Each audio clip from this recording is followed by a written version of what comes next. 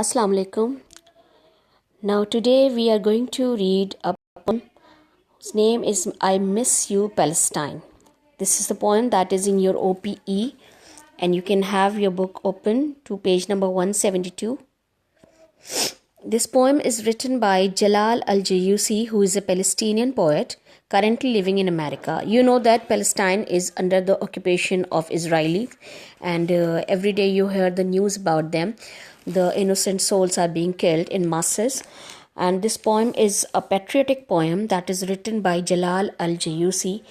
He's living in America and he's having a lavish life in America, and there he's missing his homeland. Now turn to page number 174. The poet says, I miss my grandfather's orchard. I miss the grapevine. I miss the olive grove. I miss you, Palestine. Now he is talking about the fruit garden that he's having in his homeland, and he's missing every sight of it. I miss sitting at my grandfather's doorsteps, enjoying the smell of the jasmine tree. I miss the music of the buzzing bee. He is missing every bit of it. He's giving you the chance to understand that how much he's missing his homeland. He's missing when he used to sit at grandfather's doorstep, he used to enjoy the sweet smell of the jasmine tree. He used to enjoy the sound of the buzzing bee. It means he's talking about the whole atmosphere over there. I miss the sunset walks along the pine tree line. I miss a homeland that I can call mine. I miss you, Palestine. Now here he says that I'm living in America and this country doesn't belong to me and I do not belong to this country. My homeland is there in Palestine, and I miss the sunset walks when he used to walk independently, freely, in the atmosphere of freedom along the pine tree line, the pine tree that was grown by the seaside. I miss a homeland that I can call mine. Now here living in America, he's second-grade citizen. This is not his homeland. He does not belong to this place. He cannot call it his. So he just says that I miss my own country, which I could call mine. I asked about your news and I found that my grandfather's orchard is no longer around. Now he's talking about the present days. Like, you know that Palestine is under the occupation of the Israelis and it's being bombarded every day. The people are killed in masses, very ruthlessly, very brutally by the Israelis. And in their own country, the Palestinians have no rights to live freely. Now he's saying that I'm hearing the news, I get the news over here that my grandfather's orchard and the fruit garden is no longer there. It's being ruined, it means demolished. That the olive grove has been razed to the ground so that the settlers can have the peace of mind. Now it means that whoever have occupied our land, they want the peace and they want the peace of mind, so that the jasmine, the buzzing bee, the sound of the buzzing bee is hurting them. It's creating fuss for them and they do not want all these things to be there. So that is why they have just grounded everything. They have just raised the buildings. They have whatever the Palestinians have in hand. They do not want them to be in their property anymore, and they have raised everything. And that since the bees have been sprayed with insecticides, you can no longer enjoy their buzzing sound. Now it means that when he talks about the bees, it means he's talking about the happiness, the smiling faces of the children. He's talking about the free people who used to be in Palestine and now they are no more in freedom. They have become the slaves. They are under the occupation of the Israelis. They are not enjoying their lives. They are having very tough time. They do not have that natural environment anymore.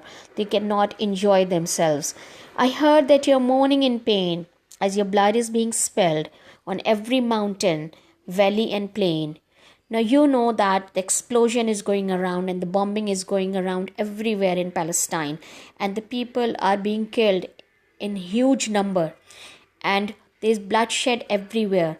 Now the poet says that I heard that you are mourning in pain. Mourning in pain means you're crying in pain. You are in such sadness as your blood is being spilled. Whose blood the poet is talking? Is talking about the blood of the innocent people over there. The innocent young, the youth, the children, the newborn babies, the ladies, the men. Everybody is being killed. And on every mountain, valley, and plain, I can see the blood everywhere. I can see the people are being killed very badly, very ruthlessly, very brutally by the Israelis. That you are calling on your children in every land to come rescue you. In every land means the Palestinians, just like he's living in America, there might be many other people living in any other countries.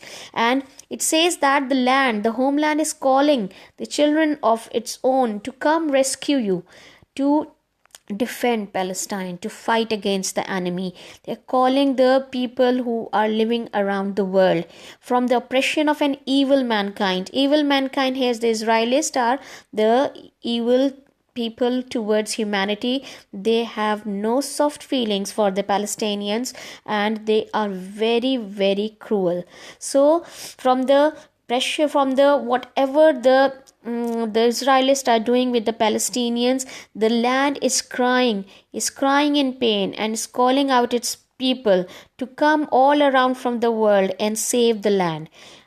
Now then, in the last stanzas, the poet is making a promise. He's saying, I'm coming back, my cherished land, to plant you with fruit and olive trees and flowers of every kind. Said whatever has been raised to the ground, whatever has been finished, whatever has been demolished, I'm going to build it again. I'm going to plant the trees again. The sound of the buzzing bee would be heard again.